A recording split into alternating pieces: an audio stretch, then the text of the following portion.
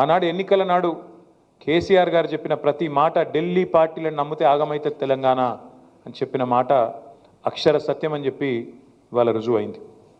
ముఖ్యమంత్రి గారు మాట్లాడుతూ నన్ను ఎవరు నమ్మతలేరు, అప్పు ఉడతలేదు, ఢిల్లీకి వెళ్తే దొంగను చూసినట్టు చూస్తుండ్రు, అపాయింట్మెంట్ కోసం పోతే చెప్పులు ఎత్తుకపోతాడేమో అని భయపడుతున్నారు.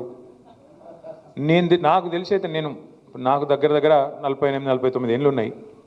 నేను కూడా రాజకీయాలను ఒక 35 ఏళ్ళకి వెళ్ళి చిన్నప్పటి నుంచి పేపర్లు చదివే అలవాటు ఉంది, టీవీ చూసే అలవాటు ఉంది, రాజకీయ కుటుంబంలో పుట్టిన కాబట్టి దగ్గర నేను కూడా ఒక 10-15 మంది ముఖ్యమంత్రులు వాళ్ళ నడవడిక వాళ్ళ మాట తీరు ఇవన్నీ చూసినాను. నాకు పక్కన చాలామంది విశేషమైన అనుభవం కలిగిన వాళ్ళు ఉన్నారు. కానీ బహుశా ఇంత దివాలా కోరు మాటలు మాత్రం బహుశా ఈ దేశ చరిత్రలనే ఏ రాజకీయ నాయకుడు కూడా మాట్లాడలేదు. ముఖ్యమంత్రి కాదు, ఏ రాజకీయ నాయకుడు కూడా మాట్లాడలేదు.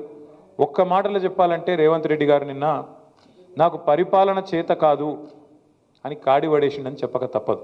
చాలా స్పష్టంగా కాడి వారేసి నాతో కాదు అని చేతులు ఎత్తేసిండు. ఇక అయిపోయింది, నాతో కాదని నిన్న స్పష్టంగా చెప్పిండు. కానీ వారితో పాటు ఈ రాష్ట్ర ప్రజలకు కొన్ని వాస్తవాలు చెప్పాలి కాబట్టి మా బాధ్యత కాబట్టి చెప్పాలనుకుంటా ఉన్నాం. ఎక్కడ పోయినా దొంగలాగా చూస్తున్నారు అంటున్నాడు ముఖ్యమంత్రి.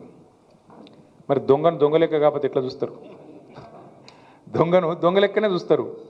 నోట్ల కట్టలతో దొరికిపోయిన దొంగను ఖచ్చితంగా దొంగనే అంటారు, దొంగనే చూస్తారు.